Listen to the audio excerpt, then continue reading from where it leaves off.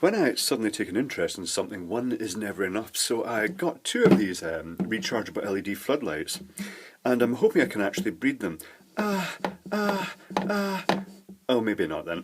However, this one is lit at the moment, and it's currently on test. This one has been thoroughly tested, and in the other one, the batteries were marked 2.2 amp hour, 2200 milliamp hour lithium cells, and I have to say the other one, well, this one, I actually ran it and completely drained it initially.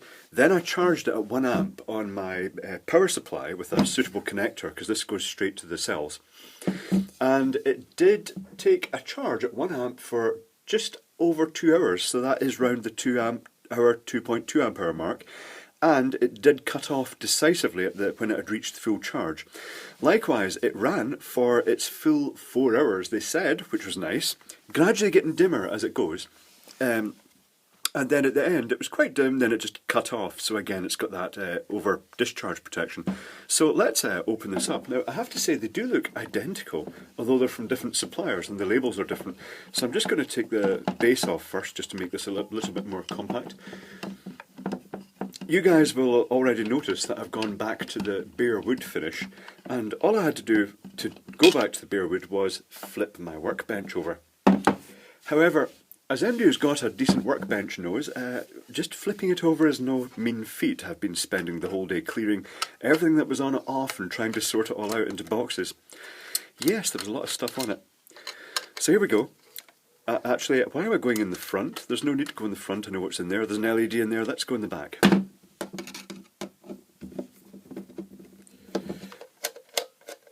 So same arrangement as before, the fairly deep back, but on the basis that it only took the charge for about 2 hours, it's probably going to have the same arrangement of the two cells at the back, but again, I don't really know. I won't know until I've got it open. I wonder if I'll have the same little electronic module. The other one's a resin potted electronic module, I'm going to open that up once it's finished its discharge test. This one does not have an electronic module, not obviously. Okay, this one is quite neat labelling at the back. There's the two cells, which I know have the protection. It's the same arrangement, it looks identical to the other one, except it's not got the little electronic module in it. So there must be something in the front then. Okay, looks like the front's coming off after all. Again, this one has the unusual LED. It looks like a 10 watt LED, but it's got 8 chips, arranged from the look of it as 4 series circuits of 2, all connected in parallel like the other one had. Because the other one, it seemed to be driving them directly from the cells, with a potted component in between, which I had a suspicion was a 1 ohm resistor. So it'll be interesting to see if they have something secretly potted in here as well. Certainly the way the other one got dimmer and dimmer, well, this one should I say, and the other one is currently getting dimmer and dimmer as it discharges. I would say that there's no real active electronics in this at all, other than that for the charge protection of lithium cells.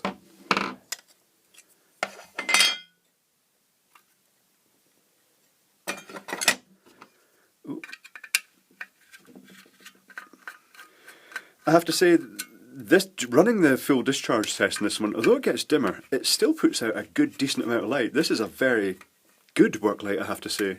And it's got this scope to double up the cells in the back if you were to break the heat shrink and basically just patch in another 2 cells in parallel, doing it properly, with the same protective circuit, or just build a new pack from scratch. You could actually get a fairly decent, you could double the runtime basically. Ooh, what secrets is this going to hold?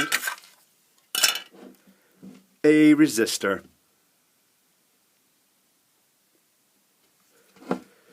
This implies 10 watt 2R4. Is that 2.4 ohm? That's actually going to be higher then than the other one was measuring. Let's get the meter.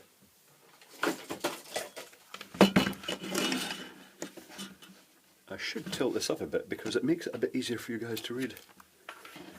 I'll stick a pencil under it. Is that 2.4 ohm?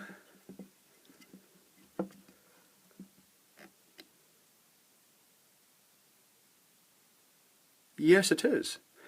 The other one was measuring more like 1 ohm. That's interesting. I wonder what one. This is fully this one is fully discharged because so I can't really test what its full current would be like. But I'd guess it might actually be lower than the other one because the other one did seem to be just 1 ohm in that little potted box. Right. Okay. The other one, once it's fully finished its test, I'm going to get the Dremel into that little potted enclosure and see if there's anything active in there. But I get the feeling it is just a resistor. But it did seem to be different. But so hackability. You know, all these lights come with these little reflectors, but in reality, none of the light ever seemed to hit the reflector. The only way I could guess the reflector would function would be with any light reflected off the glass, would bounced off, would come out, would be reflected by the reflector. But the light itself in LEDs is just going to miss that. So I think the reflector in these is cosmetic more than anything else. So I wonder how well they'd do without it. I mean, they wouldn't look as nice, obviously. But based on that, if your LED failed in this, or you wanted to hack things and modify things, now I'm seeing this as just a resistor for instance, you could, technically speaking, since this is designed about having pairs of LEDs in parallel, you could theoretically get the standard star LEDs. I'm just looking around for star LED, like this one, and you could stick a couple of these in it, maybe 3 watt ones, or 1 watt if you wanted even longer battery life. And if you put 2 of these in series and adjusted the resistor in value to limit the current through them to the approximate level, that would basically let you replace this LED if it ever fails, just with common 3 watt LEDs. And certainly that lets you then choose with the resistor what sort of runtime you want, and you're not going to get as much light as this LED, because the other one was running about 8 watts, I think. It was running about an amp. I wonder what this one does run at. I'm going to have to charge the thing fully. No, you know what? I'm going to just get the bench meter up on bench power supply here, and we'll test it. It's nice having a nice clear bench, but that's not going to last very long. So what we got here? I'm going to put my bench power supply on at about 8.4 volts to emulate a nice freshly charged cell. So that's me at 8.4 volts. The current is set to an amp. I'm going to actually increase that just to see what it actually does draw. So I'm going to put the current limit up to about 1.5 amps. Don't think it'll be anywhere near that. And then I'm going to stick it across here, if that is the negative, and the resistor is drawing 800 milliamps. That's similar to the other one, yet the other one only had what looked like a 1 ohm resistor or something. Maybe there is active electronics in that. There's only one way to find out. Certainly it just measured externally as a resistor. Oh, this is swamping out now. It is quite bright. This one has a much nicer colour than the other one. The other one was gaslight green, or what you might call plasma green as well, based on the sulfur lamps, plasma lamps. But this one is more just down to earth, cold white, with a touch of blue, and that's about it. So yes, these things are simple, and they do exactly what it says in the tin. They do last for the 4 hours they rate them at. Whether the green one will do that, I'm still under test for that. But they're simple, you know, they're serviceable. You could put new cells in, you could double them, you could double the capacity of the cells, you could lower the output from the LEDs, you could put in coloured LEDs if you wanted. It does seem quite hackable.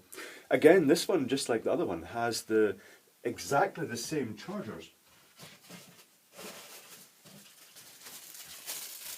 It's got the car charger and the plug-in charger with the little light in it.